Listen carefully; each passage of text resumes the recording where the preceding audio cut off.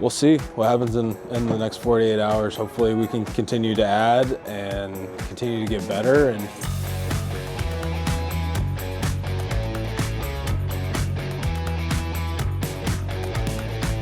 Cal, the last time we were here, you talked about you liked it. It was a little bit more of kind of a pure form of baseball was the idea that I got from you, being out here and not having the upper deck and being closer to the fans.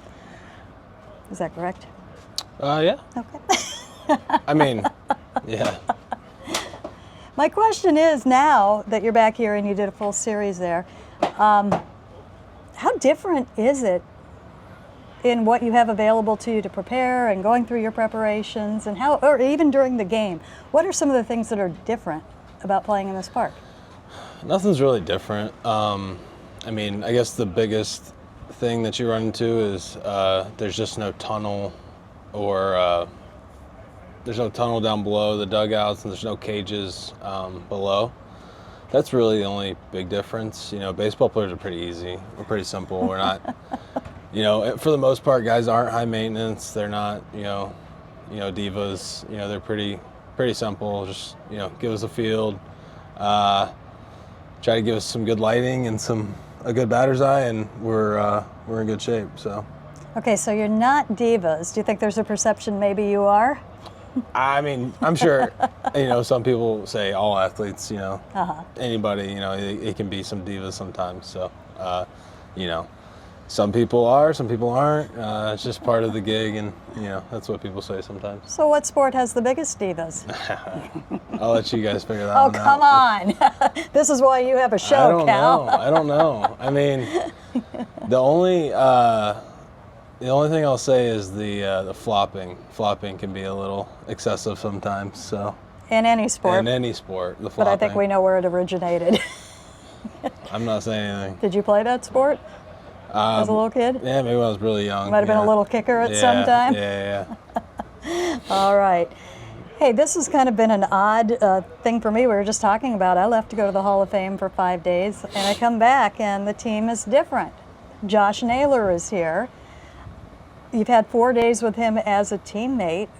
Tell us a little bit about him.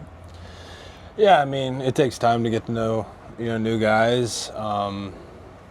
You know, he seems awesome. You know, I know, just speaking from, you know, playing against him, he's one of the toughest outs in the league. You know, he puts together great at bats. He's an extremely good, you know, hitter with runners in scoring position. He drives in runs with the best of them without hitting home runs. You know, brings an edge, you know, to the team, to the plate, to the field. You know, even running bases. You know, not the fastest, but you know, he's smart and wants to get to second, wants to get to third. You know, just plays good winning baseball. So, like I said, just playing against him, he's a really tough out. Just a guy you don't want in the box when you're trying to pitch to.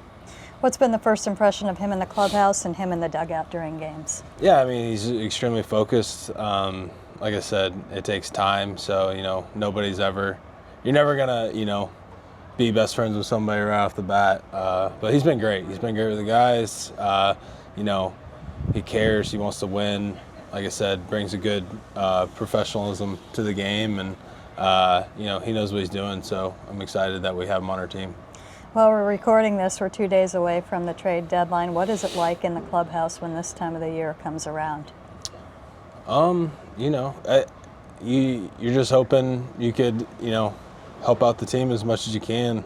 You know, it's tough because, you know, some guys obviously are looking at it through different lens than others. You know, some guys want to keep their spot, and some guys like where they're at, and you know, but that's just part of the business. It's crappy sometimes, and it's a hard game, and but at the end of the day, you want to be able to, you know, improve your team in whatever aspect you can, and you know, we'll see what happens in the next 48 hours. Hopefully we can continue to add and continue to get better. And but for now, it's just, you know, guys are just trying to do their job and, you know, take care of business and with what we have right now, and you know, not worry about any of that stuff. But I probably think it's probably hard not to look at the phone or the TV or things like that when the scroll is going across the bottom. Right. Yeah. I mean, you know, guys look, and it's going to pick up more in the next you know, a couple hours, days. It's just how it goes. So, you know, but like I said, you know, we'll take care of what we need to do right now, and we'll let Jerry and Justin and those guys handle the rest. So, Which play did Ben make last night that most got your eye? that Rooker play was really impressive. I mean, you know, to get to it was impressive, and then to spin around and get the out was, you know, was special. So he made some unbelievable plays last night. He's been great all year at the hot corner, and he's definitely made a difference over there defensively. And you know, he's been really good. So you know, hats off to him, playing a great defense and continuing to do it. Did you ever play at third base? I played, in high school. Okay. Yeah, that was my kind of second position. What kind of appreciation do you have for what they do over there? Yeah, I mean, it just, you know, it's a lot of instincts because, you know, they call it a hot corner for a reason. It's, you know, balls get hit at you pretty hard, pretty fast, especially when you get a guy who's throwing sinkers, changeups, stuff like that. So, yeah, it's a tough position, and, you know, he's playing it really well and doing a great job, especially for it being his first year. And, you know, like I said, he's carrying his weight with the glove, and it's been really impressive to watch. Talked with JP a little bit about it, and he has said that he's done everything he can to help kind of get the young guys like feeling comfortable where they're at and out of their shells a little bit. I think there's been a lot of video games that have been played that have been part of it, and just things that he has been able to do. And he says he sees that confidence with Ben in particular really starting to grow. I love his aggressiveness out on the field. How comfortable do you see him being out there? Yeah, I mean, I don't think you're ever very comfortable as a rookie in general. You know, it takes time, takes years to get that, but you know, it's our job to kind of, you know, create that environment for them, and you know, it's a happy medium. You know, we want them to be comfortable. We want them to play well, to be, you know, the best they can be on the field. You know, all while, you know, give them a little bit of a hard time off the field just because they're rookies, but that's anywhere. That's not just here. So everybody goes through it, and it's part of the game, and it's a fun time. Now, Ichiro, in his Hall of Fame speech at the very beginning, talked about being a rookie for the third time. The first time was when he became a professional ball player. The second time, I think, was when he came to MLB, and now the third time is he is the rookie Hall of Famer. And he said, please go easy on me, guys. I'm 51 years old, and I don't want to have to put on the Hooters costume again. I don't think there's very much of the costuming going on anymore, but what are some of the little baseball things that you guys do to... I know that you attack people doing too many crossword puzzles. What else is there?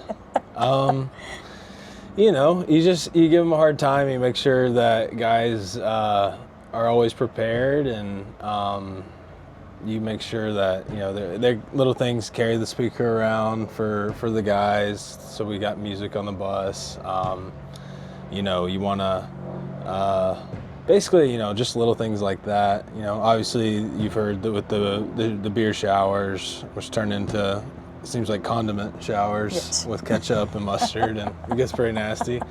So celebratory things like that.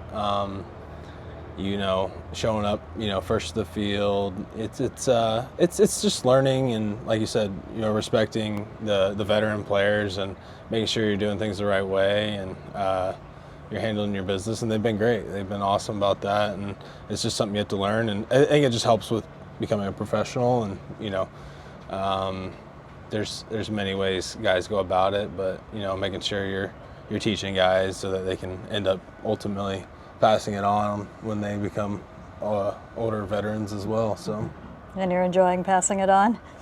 Yeah, you know, it's a fun time. So, like I said, it's a happy medium of, you know, we want to have fun, and we want to, you know, keep it light, and while also getting the best out of these guys, and teaching them to, you know, ultimately become professionals. Did you have a dress-up day? Were they doing that when you were? Yeah. What were you? Yeah. Oh, I had a couple. One year was like a sailor, on a ship, sailor, like old timey with the hat and the.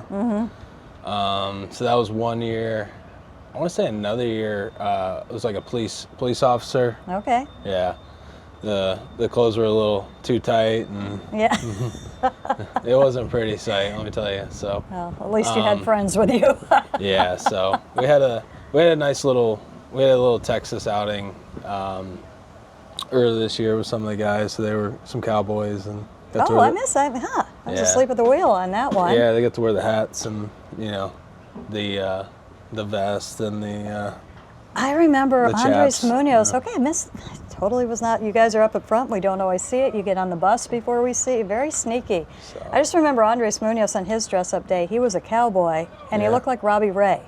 yeah. I literally thought it was Robbie Ray with the hair yeah. and the cowboy hat, and I'm like, why'd they dress him up like Robbie Ray? Oh, yeah. They're like, it's a cowboy. It's a cowboy. Did you watch any of the Hall of Fame ceremony? I did not. We were playing, I believe. Okay, Right? but you heard some of it. I heard that you Yeah, did I hear went back and and saw Ichiro's speech and Billy Wagner. It was Dave Parker's son, I believe. Yeah, so, yeah. What's it like to see Ichiro up there? He's a guy who's in the outfield playing catch and stretching every day, and all of a sudden he's up there with the greatest players in the history of the game, literally right behind him. Yeah, I mean he's home. He's where he deserves to be, and super excited for him, and I think he's probably happy it's all over now, and so I'm happy for him. He's well deserving of it. He's, like I said, he's where he belongs with the best in the game of all time, and really cool that I get to see him and be a part of his post-career journey. Yeah, it's crazy when you think there are a few others behind him too that you get to see on a regular basis. One of them a hitting coach, and Edgar Martinez. Another one, Ken Griffey Jr. will make the flybys and give the hugs and be great. It's pretty interesting history. Yeah. Keeping an eye on those catchers too. We saw Johnny Bench when we were there, which was That's nice, right. of course. Last one. So when we get home, and you're starting to become more of a Seattleite, so you might know a little bit about Seafair. That's going to take place when we get home, and so you'll see the Blue Angels flying overhead this weekend, and the Hydro is out on the water. First of all, would you ever, if the opportunity presented itself, hey, you want to ride with the Blue Angels? You can go. I don't know. I mean, maybe it's such a cool experience. So I don't know. I definitely don't want to be driving the thing. So Well, that would not be good. yeah. So it would be a cool opportunity, though. I mean, it's always a cool thing to see those going on. Yeah. It's crazy how impressive those pilots are. Yeah. Yeah. Yeah, it's fun to see them too when they come to the park and like these are the people who actually do this. That's I know. really something. It is cool. So you might do a Blue Angel, and I'm just kind of thinking at some point in your life, maybe you have done something that's a little bit on the more thrill-seeking scale. I know you didn't want to climb the ladder at Fenway, so I'm not sure where you fall on that, but then I think, you know what, you sit behind the plate, you stand in at the plate, you're facing objects being hurled at you 95 miles an hour plus over hundreds of times a night. Yeah. There's something in there. Have you done something before? Have you bungee jumped when you were a kid? Have you? Never bungee jump. I've never been a fan of heights. So, typically when heights are involved, I'm not super thrilled about it. Trying to think. Trying to think of thrill-seeking things. I've jumped off some pretty tall cliffs into some water. Okay. Done that. I've done, I ding dong ditched. I guess that was kind of. Excuse me? What's that? Ding dong ditch? No, we don't have that. Where you go and you knock or ring their doorbell a bunch of times, then you run, and then they answer the door, nobody's there, and it's not a good thing to do. So I'm not It's a kid thing. not telling kids to do Kid thing that, in a good neighborhood that you've been in a long time. When I was young, that was super. It was like your heart was beating fast. That was the fun thing to do. So I don't know pretty boring guy, honestly. I'm not. Do you ride alongside in a race car someday? Sure, I'll do that. That's not in the air. That's Yeah. hydroplane is a little bit more grounded. Maybe you could do that out on the lake. Yeah, I could do that. Something like that. I don't know. Never really been It's okay. too crazy about that stuff, I guess. I don't know. Who do you think is the first teammate that would go up with the Blue Angels? First teammate.